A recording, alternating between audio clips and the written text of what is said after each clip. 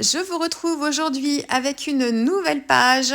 Je continue dans mon junk avec notre petit monsieur Biscotto. J'ai eu un gros coup de cœur pour cette planche de tampon. Alors ça fait très longtemps que j'ai pas travaillé avec les produits d'Arts by Marlène, mais là j'ai pas pu résister à cette planche-là. Je trouve qu'elle offre plein de possibilités. Tous les éléments sont séparés. On peut utiliser la carte par exemple séparément, suivant la thématique qu'on a. Il y a plein de choses à faire avec. Et du coup, je vais vous parler inspiration ici. Vous me demandez beaucoup comment s'organisent mes idées en fait, comment j'ai l'idée de faire telle ou telle chose, comment ça fonctionne comment mes idées me viennent et comment ça s'organise. Alors, je vais essayer de vous expliquer un petit peu comment ça se passe. En fait, c'est comme si j'avais une sorte de... Je l'assimile un peu à ça, quand j'y réfléchis, parce que c'est assez instinctif. Hein. C'est comme si j'avais un mood board dans mon esprit. Et en fait, quand je travaille, mettons, là, j'étais inspirée par les têtes de ballon. Comment ça se passe ? Quand je vais voir une illustration, tiens, je vais avoir envie de travailler avec ça. Je vais avoir un mood board qui va se mettre en place dans ma tête en fonction de la thématique. Ces têtes de ballon, elles me faisaient penser au cirque, au côté burlesque en fait, au cirque, à la fête foraine, mais plutôt le côté vintage, fête foraine des années 1900, voire avant, enfin vraiment ce côté-là, très vintage. Donc j'avais tout ça en tête. J'avais aussi travaillé la thématique du lapin avec le terrier, je vous ai expliqué, qui pouvait faire penser aussi au lapin d'Alice au pays des merveilles, au terrier, au trou par lequel passe Alice aussi avec les lapins.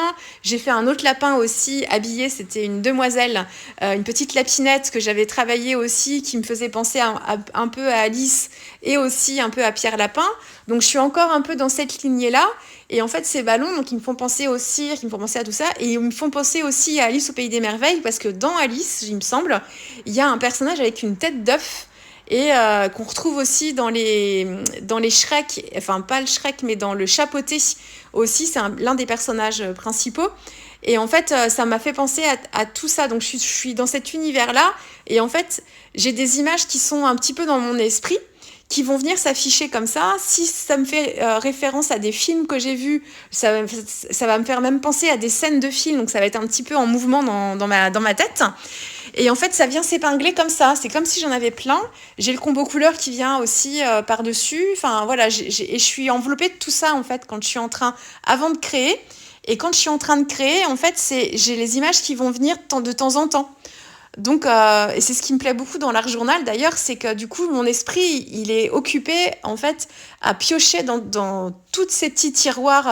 C'est un petit peu comme un tableau de curiosité, quoi. Enfin, une étagère, voilà, avec plein de petits tiroirs, et puis que j'ouvre comme ça et qui vont rester dans mon esprit. Donc ça, c'est voilà. Et je suis enveloppée de tout ça pendant que je suis en train de faire ma création. Alors, ça peut être une musique aussi. Enfin voilà, c'est plein de choses. C'est assez rigolo d'ailleurs. Alors, je dois pas être toute seule à fonctionner comme ça, hein. Mais voilà, ça se passe comme ça. Donc, et les idées s'enchaînent, et dans les ambiances, les atmosphères, et tout s'articule comme ça. Et ce monsieur Biscotto, en fait, il me faisait penser vraiment à la fois au côté cirque, hein, justement, les bêtes de foire, comme on disait dans ces années-là. Aussi, monsieur Biscotto au cirque, en fait, avec, qui faisait des exercices avec des fausses haltères, des choses comme ça. Le côté un peu décalé, un petit peu rigolo. Et puis, les gardes aussi de la Reine de cœur d'Alice au pays des merveilles. Aussi, voilà, qui me faisait penser à ça aussi. Donc, et je trouvais que les dessins de Marlène correspondaient très bien à ceux des illustrations, en fait, du livre de collage soupe dans cette thématique-là. Donc voilà, ça s'est enchaîné comme ça, et ça me quitte pas pendant toute ma session. Donc en fait, je sais pas forcément où je vais sur ma page d'art journal, mais mes inspirations sont vraiment très précises dans ma tête. Et après, les inspirations, on les prend partout. C'est des images, je vous dis, c'est des livres, c'est des illustrations et de livres pour enfants. Ça peut être des dessins animés que je regardais quand j'étais petite. Ça peut être des films que j'aurais vus, des livres que j'aurais lus sans images, mais des livres que j'aurais lus et avec des images que je me serais moi imaginées. Ça peut être Instagram aussi, dans plein de domaines d'artistes, de photographie. Je suis inscrite aussi à des bandes annonces en fait de cinéma, donc régulièrement j'ai des bandes annonces qui arrivent sur mon fil. Enfin voilà, et toutes ces images-là, même si elles me servent pas sur le moment, elles vont rester dans mon esprit, je vais les oublier, et puis au moment où je vais travailler une thématique, ça va revenir. Et voilà, ça va se faire comme ça. Voilà, et tout s'organise. Voilà, c'est assez instinctif et je suis enveloppée de tout ça quand je fais ma création. Donc il y a un côté très très agréable et très enveloppant qui fait beaucoup de bien, justement parce qu'on est dans un univers qui a absolument rien à voir avec le quotidien et la réalité. On est vraiment dans l'imaginaire, donc voilà, c'est plutôt... Voilà comment ça se passe. Alors c'est peut-être un peu spécial, parce que vous allez dire, mais elle est complètement barrée, cette fille. C'est le petit côté artiste. Hein. Quand on dit ça, on dit, elle a un petit côté artiste. Oui, elle est un peu dans son esprit, partie dans ses nuages, un petit peu. C'est un petit peu ça. Et ça fait beaucoup de bien. J'ai travaillé sur un papier... je travaille sur un papier aquarelle, là vous ferez marche arrière, pour travailler mon fond. Et en fait, je le travaille pas à l'acrylique, hein, j'avais envie de changer un petit peu. Donc je l'ai travaillé avec mes aquarelles japonaises Gansai Tambi. Pourquoi je les ai choisies? C'est pas un hasard, c'est parce qu'en fait ces aquarelles, elles sont entre l'aquarelle et la gouache. Et du coup, la gouache, c'est entre l'aquarelle et l'acrylique. Voilà, donc il y a un petit lien comme ça avec la matière sans être non plus de la gouache non plus, parce qu'elles travaillent vraiment comme des aquarelles, hein, ces aquarelles-là. Et on a un petit côté épais. Celles que j'ai utilisées doivent avoir un peu de blanc dedans, parce que je suis dans les mêmes tonalités que pour mes fonds acryliques. Donc on se retrouve un peu proche aussi dans le côté un peu matière, un peu opacité. Voilà, donc j'ai travaillé mon fond comme ça. J'ai ajouté un petit peu de vert aussi pour rester dans le combo couleur. Et puis voilà, mais vraiment un fond abstrait. On se laisse aller. Je vais peut-être le retravailler après, à moins que je l'ai déjà fait, je sais plus. On va en reparler.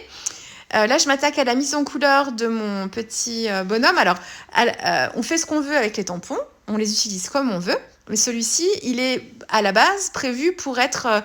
les personnages sont prévus pour être assemblés directement sur votre papier, sur vos tamponnages. C'est-à-dire que vous prenez le tamponnage de la carte, vous faites votre tampon de la carte, vous placez votre tête, vous tamponnez la tête juste au-dessus de la carte, l'espace du cou est prévu et en proportion est juste adapté. Et ensuite, vous avez les bras de chaque côté que vous venez tamponner de chaque côté de votre carte, et les jambes, c'est pareil, viennent se placer juste sous la carte. Voilà, donc c'est prévu pour vous faire un tamponnage complet à la fin, mais directement en 2D sur votre page. Moi, je veux l'articuler, ce bonhomme. Ça me fait penser, en fait, justement, comme il était tout désarticulé et tout désassemblé, ça m'a fait penser aux petits pantins qu'on faisait quand on était petit. Moi, je faisais ça quand j'étais en primaire ou même en maternelle. D'ailleurs, j'adorais ça. Je m'en refaisais plein après. Les petits pantins articulés, donc on avait la tête. C'était pour nous apprendre aussi un petit peu la morphologie et tout ça, les membres. On voit ça quand on fait des bonhommes aussi, avec nos enfants, là, voilà, ils travaillent souvent ça. Et en fait, du coup, j'ai eu envie de refaire ça. J'adorais faire ça quand j'étais petite. Donc, il y a un côté un peu régressif qui fait beaucoup de bien aussi. Et alors, du coup, pour pouvoir les assembler comme ça, il fallait que je prolonge un petit peu les traits du tampon pour avoir la place de pouvoir mettre ma petite attache parisienne, de pouvoir trouer la carte et avoir de l'espace sous la carte pour pouvoir y mettre les jambes et les bras et la tête. Donc, j'ai juste continué un petit peu les traits du tampon pour pouvoir justement avoir la place de faire ça. Et puis après, je mets en couleur assez simplement. J'ai commencé par faire une première couche avec mon feutre écoline beige, qui est sec d'ailleurs. Donc si vous m'avez vu prendre mon feutre et mettre ma main vers l'avant, c'est que je la mets dans mon pot d'eau pour réactiver en fait l'encre. J'ai fait plusieurs fois. Donc je le fais une fois, je mets un petit peu d'encre, ça ressèche, je remets encore et ainsi de suite. Mais ça fonctionne bien comme ça. Moi, j'ai mes crayons depuis très longtemps, donc depuis peut-être une bonne dizaine d'années. Donc c'est pour ça aussi, hein, que au bout d'un moment ça s'évapore, mais ça se réactive, hein. De toute façon, c'est pas perdu, hein, ils sont pas fichus pour autant. Donc j'ai fait ça, mais je trouvais en fait que la couleur était un peu trop claire, un peu trop beige. Ça manquait de rose. Donc j'ai complété avec les néocolores et je reviens travailler les ombres. Donc j'ai pris mon néocolore rose. J'ai dû faire peut-être un petit peu de jaune dedans pour avoir une couleur peau. Puis j'ai dû prendre un néocolore un peu plus sépia, un peu terre de sienne pour travailler les ombres. Donc voilà, le visage, bon, je fais à peu près pareil, les bras aussi. Là, je m'attaque au petit panty. Il a un petit panty, ce monsieur Biscotto, c'est trop mignon. Donc je voulais une petite touche de rose fluo, donc je lui en ai fait un peu sur les pommettes. Enfin, c'est peut-être pas fluo d'ailleurs, j'ai dû prendre le carmin, le rouge carmin pour faire ses pommettes. Mais en tout cas, sur le panty, alors, on verra pas beaucoup. Hein. Après, c'est moi qui placerai les gens un peu comme je veux, mais je veux une petite touche de peps.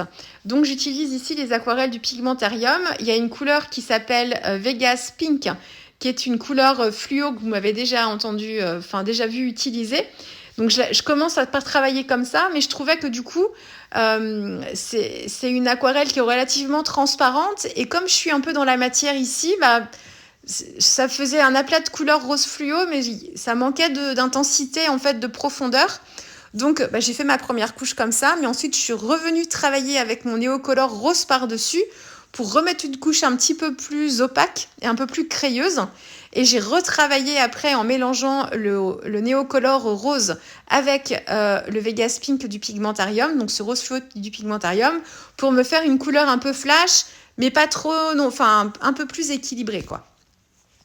Donc là, j'ai mixé, vous voyez, j'ai mixé aquarelle et néocolore parce que l'aquarelle que j'avais ici ne correspondait pas forcément à la teinte que je recherchais et à la texture non plus.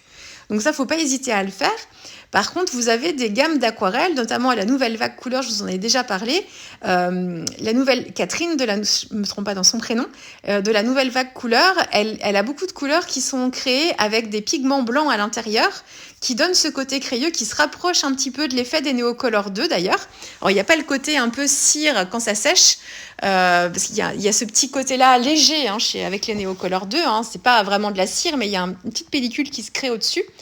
La Nouvelle Vague Couleur, vous avez par exemple la couleur qui s'appelle Bubblegum, dont je vous ai déjà parlé, que j'aime beaucoup, en fait, qui est un rose fluo mélangé avec un peu de blanc, peut-être un peu de pigment rose aussi. Et du coup, ça nous donne une couleur fluo, mais un poil désaturé. Enfin, elle est très subtile, cette couleur. Et en fait, alors, elle est moins flash que ce que j'obtiens moi, là, quand je mélange le néocolore rose avec le fluo rose. Mais on est dans une teinte comme ça, quoi, qui mériterait d'être un petit peu rehaussée avec une touche de fluo que la Nouvelle Vague Couleur a aussi dans son panel de couleurs. Elle a j'allais dire le blush. Non, le blush, c'est une autre couleur. C'est le bubblegum, c'est ce que je vous ai dit au début. Bubblegum, et elle a un rose fluo aussi qu'on pourrait réintégrer pour le rehausser un tout petit peu. Mais voilà, on est un peu dans cet esprit. Donc, si j'avais le bubblegum, je l'ai d'ailleurs. J'aurais pu l'utiliser, ça m'aurait peut-être dispensé d'utiliser mes néocolores en complément. Donc voilà, donc faut pas hésiter. En fait, il faut essayer de comprendre un peu comment les médiums fonctionnent. Et ça, c'est la pratique, sans être experte technique en fait de la composition du néocolore. Quand vous allez l'utiliser, au fur et à mesure, vous allez voir les effets que ça va provoquer. Et en fait, vous allez comprendre que le néocolore, dedans, c'est comme s'il y avait un petit peu du pigment blanc, finalement, un pigment opaque, et qui vient vous créer cet effet-là. Et après, vous pouvez... Enfin voilà, on comprend un petit peu mieux comment ça marche aussi. C'est ça à force de faire. Et puis c'est quand on cherche à comprendre aussi, on n'est pas obligé. Moi, je cherche à comprendre parce que je veux vous expliquer. Donc, du coup, ça me fait évoluer moi aussi. C'est vrai que depuis que je vous fais des tutos vidéo, il y a plein de choses en fait avant auxquelles je réfléchissais pas parce que je travaillais, j'utilisais ça comme ça. Je me posais pas de questions, j'avais pas besoin, c'était instinctif. Aujourd'hui, c'est toujours instinctif, mais après coup, si je veux essayer de comprendre et de vous expliquer, si je veux essayer de vous expliquer, il faut que moi je comprenne pourquoi ça fait tel et tel effet, et du coup, je m'interroge et j'essaye de me poser des questions et de comprendre. Donc, je suis un petit peu plus attentive en fait à ça aussi.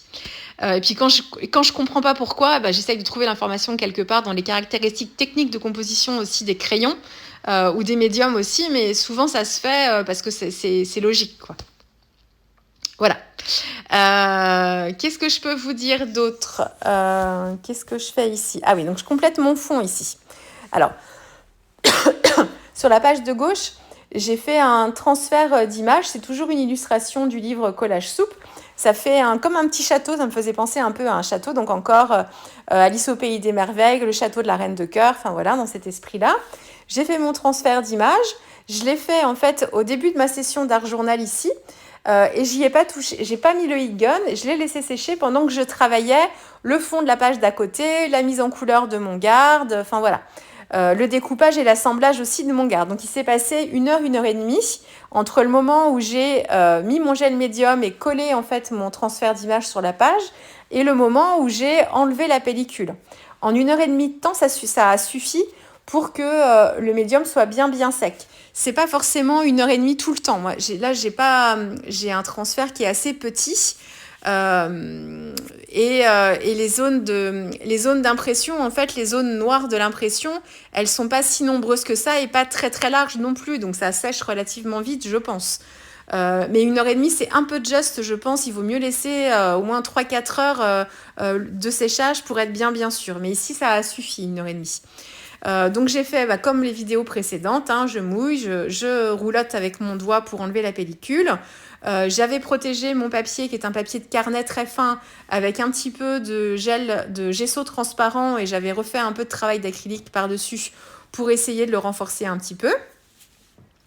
Et là, sur la page de droite, je complète un petit peu le fond.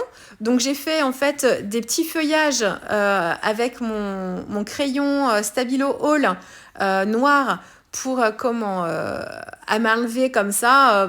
Y a rien de, si j'arrive à le faire vous aussi, il n'y a rien de sorcier. Une tige un peu pas droite, des feuillages pas droits et puis ça fait un petit peu ça. J'ai réactivé un petit peu avec mon pinceau aquarelle pour grossir un petit peu les traits et que ça se fonde un petit peu plus dans le fond. J'avais retravaillé la partie gauche de cette page avec mes aquarelles parce que j'avais du vert à droite, mais vu comment je positionne le personnage, il me manquait quelque chose à gauche. Donc j'ai retravaillé un petit peu. J'aurais pu faire un sol un petit peu plus foncé, continuer un petit peu le vert pour qu'il soit posé sur un sol vert et pas posé sur quelque chose de trop clair. C'est pas grave. En plus, de toute façon, comme je le fais bouger, quelquefois il est en l'air à moitié. Hein, il a les jambes de chaque côté. Donc voilà, c'est comme s'il sautillait aussi. Qu'est-ce que je complète ici? Je complète la mise en couleur de mon château pour qu'il se voit un petit peu mieux. Donc j'avais commencé à travailler avec un crayon de couleur, c'est un Staedtler, un crayon de couleur rose fluo, mais qui couvrait pas suffisamment en fait mon papier. Parce que comme c'est un fond de gel médium en fait que j'ai finalement une fois qu'on a enlevé toute la partie papier. Et en fait, il n'accrochait pas. Il aurait fallu que j'utilise les Prismacolor qui sont très gras. En fait, il y a un joli rose fluo dans cette gamme-là. Et autrement, des crayons de chez Luminance, par exemple, ou les Pablo. Mais il n'y a pas forcément cette couleur de rose qui m'intéressait ici. Donc, j'ai commencé par ça. J'ai complété avec le Pigmentarium, l'aquarelle Pigmentarium Vegas Pink, donc ce rose fluo, pour lui donner un petit peu de peps aussi. J'ai pas rajouté de rose ici parce que je voulais vraiment qu'il soit flash. Et il y a déjà un fond un peu coloré en dessous de par le travail acrylique que j'avais fait dans le fond. Donc voilà, j'ai pas ressenti le besoin comme sur le panty de mon petit monsieur Biscotto. Là, je suis en train de compléter la mise en scène avec mes pastels à l'huile de Sennelier. Ici, c'est la version dorée qui est très très très belle. Et du coup, qui est un peu plus pratique que l'acrylique parce qu'en fait, les pastels à l'huile de Sennelier, ils se fondent, ils sont très crémeux et ils s'estompent vraiment très très bien. Du coup, on arrive à avoir des fondus qui sont plutôt jolis et assez intéressants et la couleur dorée est très très belle. Ici, par contre, c'est du pastel à l'huile, donc ça ne séchera pas, ça restera gras. Même si vous le chauffez, alors si vous chauffez, c'est ce que je vous disais dans la vidéo précédente. Si vous le chauffez, vous allez le rendre, il va fondre et quand ça va ressécher derrière, il va être un peu plus permanent, c'est-à-dire qu'il se transférera un petit peu moins, mais ça bouge quand même. Hein. C'est pas miraculeux non plus. Hein. Le mieux, c'est d'utiliser un fixatif, soit le fixatif universel qui fixe tout, ou alors un fixatif spécial pour les pastels à l'huile. Comme ça, vous conservez, vous prenez pas de risque. les fixatifs, ils ont tendance à avoir un fini un peu satin, quoi. Donc ça va faire briller un petit peu votre page à la fin. Alors ça peut être sympa, mais ça peut être un petit peu embêtant aussi. Donc attention. Et si vous pareil le fixatif, si vous travaillez des fonds avec des produits qui vont réagir avec de l'eau, le fixatif, il y a un côté un peu, c'est pas fluide, mais ça peut apporter un peu d'humidité de par le produit et ça peut faire réagir un petit peu votre fond. Alors ça dépend. Si vous le faites de très haut, normalement, pas trop. Il n'y a pas beaucoup de produits mais si vous le faites de trop près, faut faire attention. Enfin, faut l'avoir en tête, faut faire attention, quoi. Voilà. Donc j'ai rajouté ça. J'ai mis du pastel aussi, pareil, sennelier à l'huile blanc. Alors le pastel blanc de sennelier, là, à l'huile, il est très très gras, encore plus gras que j'ai l'impression que les autres.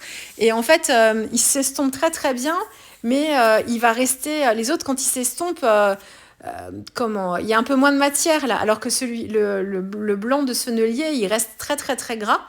Donc du coup, c'était pas un problème, hein. J'ai fait les nuages comme ça et du coup je me suis dit il faut que je mette une feuille de papier cristal ou de papier cuisson en fait, ou de papier de soie. Papier de soie c'est un peu plus ce que j'utilise pourtant ici, mais c'est un peu plus difficile parce qu'en fait ça peut se coller, quoi. Enfin il peut se coller avec, alors que le papier type papier cuisson ou le papier cristal, en fait, ils sont faits pour ça et ça adhère moins, quoi. C'est plus facile. Enfin, c'est pas que ça adhère moins, c'est que ça adhère, mais ça se déchirera peut-être moins que le papier de soie qui est plus fragile, quand même. Donc, c'est ce que j'ai fait ici. Et en fait, j'avais pas de papier de soie de bande assez grande. J'en avais une autre, en fait, mais qui couvrait pas l'intégralité de ma page. Et donc, ce que j'ai fait, c'est que j'avais pas envie d'aller en chercher une à la taille. Donc, j'ai découpé des petites bandelettes dans le papier que j'avais. Et je les ai collés en fait dans le sens horizontal sur cette page-là. Donc ça faisait plein de petits morceaux. Puis c'était plutôt rigolo parce que ça faisait un petit peu comme des nuages ou comme des drapeaux. Donc j'ai trouvé ça plutôt sympa de faire ça comme ça. Donc j'ai collé juste sur le bord droit. Et puis après je me disais oui, mais du coup mon château on le voit plus trop parce que j'avais plusieurs épaisseurs. Finalement ça se chevauchait un petit peu. Et je trouvais ça dommage. On voyait plus le château. Donc ça faisait un truc blanc. Donc j'ai eu l'idée d'utiliser des cartes à jouer. Donc c'est des cartes... des sœurs Youpi Tralala, là, je le fais sauter. C'est Elastic Man aussi en même temps. Hein. Il est très très très souple. C'est un gymnaste. En plus d'être super costaud. Enfin, les gymnastes sont en général plutôt musclés. Hein. Ils sont assez fit, mais vraiment très musclés aussi. Du coup, oui, c'est un jeu de cartes des sœurs Söstrengron que j'avais acheté, non pas pour m'en servir en jeu de cartes, mais j'avais l'idée déjà de l'incorporer dans des pages d'art journal ou dans mon December Dailies que j'ai dû l'acheter sur le mois de décembre. Et en fait, là, ça convenait super bien, déjà parce que c'était un jeu de cartes, on est d'accord, mais c'est aussi, le fond est tout rose poudré.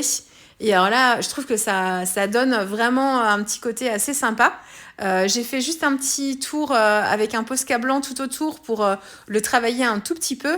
Et du coup, j'ai mis l'as de trèfle sur cette partie-là. Et au verso, c'est l'as de pique, je crois. De l'autre côté. Voilà. Quoi vous dire d'autre? Rien de spécial. J'ai fait des gouttes de Posca. Enfin, c'est pas du Posca, c'est les crayons Moloto rose fluo que j'utilise ici. Voilà, j'en ai fait quelques gouttes aussi avant de coller mon petit garde et plutôt sur les parties vertes parce que je trouve que le fluo sur des fonds foncés ressort encore mieux. Et puis le petit garde, il est collé. J'ai mis pour garder le mouvement en fait, que ça puisse bien se faire. J'ai mis en fait un bout de carton sur la partie centrale de la carte et j'ai bien pris soin aussi de retailler un petit peu les jambes, les bras qui étaient sous la carte, pour que tout ça puisse bien être mobile, quoi, que ça puisse bien bouger et que le garde, une fois collé, on puisse continuer à bien pouvoir activer les bras, les jambes, la tête. Voilà, j'espère que cette page vous aura plu et puis on se retrouve très vite avec une prochaine vidéo parce que j'en ai une autre derrière j'en ai deux autres à vous proposer encore dans ce junk, pardon, je me mélange les pinceaux, dans ce junk journal. Alors je vous dis à très vite, au revoir.